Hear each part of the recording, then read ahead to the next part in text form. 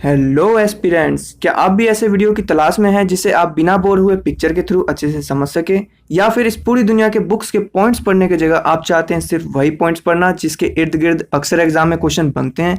तो ये वीडियो आपके लिए है। चाहे आप जिस किसी एग्जाम की तैयारी कर रहे हो, बने रहिए हमारे साथ। स्वागत है आप सभी का हमारे चैनल ओमेगा तैयारी पर। So let's begin.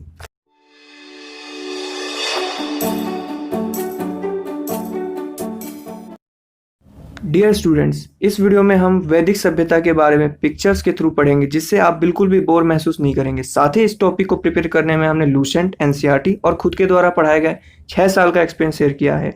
चाहे आप एसएससी की तैयारी कर रहे हो या रेलवे या फिर यूपीएससी की, ये वीडियो आपके लिए रामबाण साबित होगा।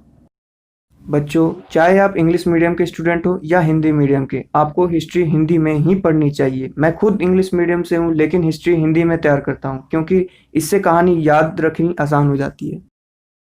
वैदिक सभ्यता, इस टॉपिक में हम आज चारों वेदों को कवर करेंगे क्योंकि एग्जाम में इन्हीं से क्वेश्चंस रिपीट होते हैं। चारों वेदों के नाम है ऋग्वेद, यजुर्वेद, सामवेद, अथर्ववेद। पहला वेद है ऋग्वेद। तो इसमें पहला पॉइंट है कि इसमें 10 मंडल, 1000 के करीब सूक्त और 10,000 के करीब ऋचाएं हैं। कहने का मतलब यह है कि ऋग्वेद एक किताब है जिसमें अलग अलग खंड में चैप्टर्स दिए गए हैं और उनमें दिए गए फॉर्मूले जो मंत्र हैं उनको अगर हम बांटे तो वो कुछ इस तरह से बटेंगे। दूसरा पॉइंट निकल के आता है, ऋग्वेद पढ़ने वाले ऋषि को होत्री कहते हैं। ये काफ़ी एग्जाम में रिपीट्स हुआ है, तो आप इस पर खास ध्यान दीजिएगा। तीसरा पॉइंट है, विश्वामित्र द्वारा रचित ऋग्वेद के तीसरे मंडल में सूर्य देवता सावित्री को समर्पित गायत्री मंत्र है। हिंदू धर्म में गायत्री मंत्र काफ़ी पवित्र माना जाता है, तो उसकी भी व्याख्या ऋग्वेद में ही की गई है। ऋग्वेद के 10वें मंडल में वर्ण, ब्राह्मण, क्षत्रिय, वैश्य तथा शूद्र का जिक्र किया गया है। तो ये जो चारों वर्ण बताए गए हैं, तो पुराने समय जो हिंदू समाज था उसमें हिंदुओं को 4 भागों में बांटा जाता था, 4 वर्णों में। पहला था ब्राह्मण, जिसको सबसे उच्च रखा जाता था, उच्च पे, टॉप पे रखा जाता था। ब्राह्मणों का काम था सिर्फ पढ़ाना और समाज में ज्ञान फैलाना। दूसरे नंबर पर जो थे वो थे क्षत्रिय। इनका काम था कि राजपाट संभालना, सत्ता संभालना और राज्य करना। और तीसरा जो था वैश्य, इनका काम था व्यापार करना, दुकानदार वगैरह, ये सब इस कैटेगरी में आते थे। और लास्ट है शूद्र। इनका काम है सफाई वगैरह करना या फिर नौकर का काम करना, और ये समाज में सबसे नीचे दबे हुए माने जाते थे। चौथा पॉइंट है आपका, जो लास्ट अगला पॉइंट निकल के आता है, वो है विष्णु जी का वामनावतार के बारे में ऋग्वेद ही बताता है। यानी विष्णु जी ने जो 10 अवतार लिए थे उनमें से 5वां अवतार उनका था बौना अवतार, यानी जिसमें उनका कद छोटा था, तो उसके बारे में भी हमें ऋग्वेद ही बताता है। तो दोस्तों, देख सकते हो आप, ये सारे पॉइंट्स मैंने लूसेंट और एनसीईआरटी का निचोड़ कर निकाला है, और इस बेसिस पे निकाला है क्योंकि ये एग्जाम्स में काफ़ी बार रिपीट हुए। अगला जो वेद हमारा निकल कर आता है वो है यजुर्वेद। हमें इनमें 3 ही पॉइंट पे ध्यान रखना है। पहला है मंत्रों, इसमें जो है बलि के नियम बताए गए हैं। इस वेद में बलि से रिगार्डिंग जो भी है वो मंत्र दिए गए हैं। दूसरा है कि इस वेद को जो पढ़ने वाले ऋषि होते हैं उसे अध्वर्यु कहते हैं। इसे पढ़ने वाले ऋषि को अध्वर्यु कहते हैं। तीसरा पॉइंट ये है कि यही एक ऐसा वेद है जो दोनों गद्य और पद्य में लिखा गया है। गद्य मतलब कहानी के फॉर्म में, स्टोरी, और पद्य मतलब पोएम के फॉर्म में।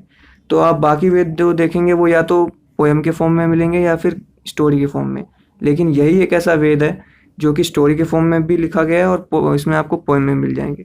तो ये काफ़ी बार एग्जाम में पूछ सकते हैं कि ऐसा कौन सा वेद है जो कि दोनों फॉर्म में लिखा गया है, तो आपका जवाब होगा यजुर्वेद। अगला वेद जो हमारा निकल के आता है वो है सामवेद। सामवेद को पढ़ने वाले जो ऋषि होते हैं उन्हें उद्रात्री कहते हैं। और दूसरा पॉइंट ये है कि फादर ऑफ इंडियन सॉन्ग्स, यानी कि इन चारों वेदों में जिस में संगीत की व्याख्या की गई है वो आपका सामवेद ही है।